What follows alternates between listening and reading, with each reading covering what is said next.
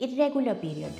तो बहुत बार हम सुनते हैं कि गर्ल्स को लगता है उनके पीरियड्स इर्रेगुलर हैं, मगर एक सवाल हमेशा बना रहता है कि कब आप कहेंगे पीरियड इर्रेगुलर या एबनॉर्मल है, कब आपको डॉक्टर के पास जाना चाहिए। तो आज इसी बारे में डिस्कस करेंगे, पीरियड्स की रेगुलरिटी या इर्रेगुलरिटी कैसे जज करें, कब पीरियड्स एबनॉर्मल है कैसे जज करें। तो जो नॉर्मल ड्यूरेशन किसी गर्ल के लिए पीरियड का हो सकता है वो 2 से लेकर 7 दिन तक, तो यानी कि किसी को पीरियड ब्लीडिंग 2 दिन, किसी को 7 दिन।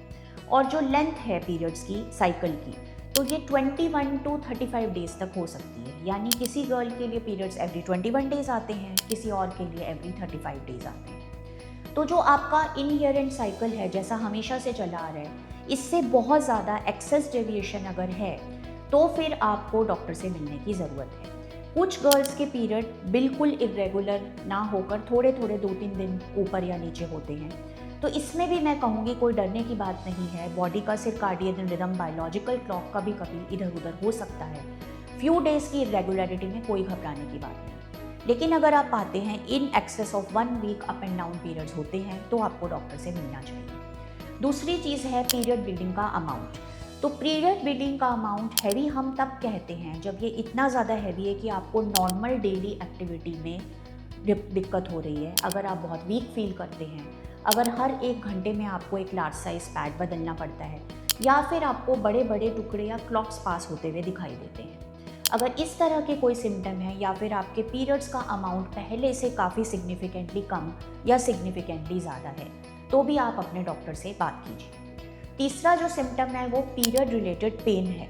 तो pen during period, mild cramping, हल्का पेन नॉर्मल हो सकता है। हाउएवर अगर आप पाएँ कि पेन बहुत ज़्यादा है, दवाई लेने के बाद, पेन किलर लेने के बाद भी ठीक नहीं होता, या फिर आप अपनी रेगुलर एक्टिविटीज़ नहीं कर पा रहे, आपको बेड में लेटे रहना पड़ता है, वर्क नहीं कर सकते, तो आपको डॉक्टर से ज़रूर बात करने की ज़रूरत है।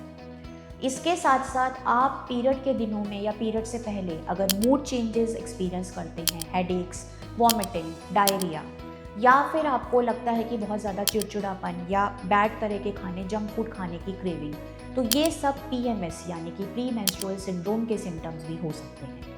अगर इनमें से भी कोई सिम्टम है तो आपको इसके बारे में अपने डॉक्टर से बात करनी चाहिए। तो ये तो बात रही कुछ नॉर्मल और एबनॉर्मल पीरियड्स के बारे में। अब आप ऐसा अपने डेली दिनचर्या में, अपने डेली लाइफ में क्या करें जिससे आपके पीरियड्स रेगुलर रहें। तो सबसे पहले मैं बोलूँगी एक्सरसाइज बहुत ही इंपॉर्टेंट है। रेगुलर एक्सरसाइज से आपके हार्मोन्स का अप डाउन सेटल हो जाता है, हार्मोन्स सेटल हो जाते हैं तो आपके पीरियड्स रेगुलर हो जाते हैं। एक्सरसाइज को ज़रूर इंक्लूड करिए। इसके साथ साथ मेक श्योर कि आप जंक फूड का एक्सेसिव इंटेक नहीं करें, सॉल्ट बहुत ज़्यादा नहीं लें, पानी खूब सारा लें, अपनी स्लीप साइकिल रेगुलर रखिए, स्ट्रेस मत कीजिए, कैफीन का इंटेक लिमिटेड, और एडिक्शंस जैसे कि अल्कोहल और स्मोकिंग, इन सब से भी आप ज़रूर बचिए। तो इन सब बातों का ध्यान रखकर डेफिनेटली आप अपने पीरियड्स को भी और अपनी हेल्थ को भी अच्छा रख सकते हैं। तो आज हमने बात की पीरियड्स के बारे में, रेगुलर, इर्रेगुलर या एबनॉर्मल पीरियड्स।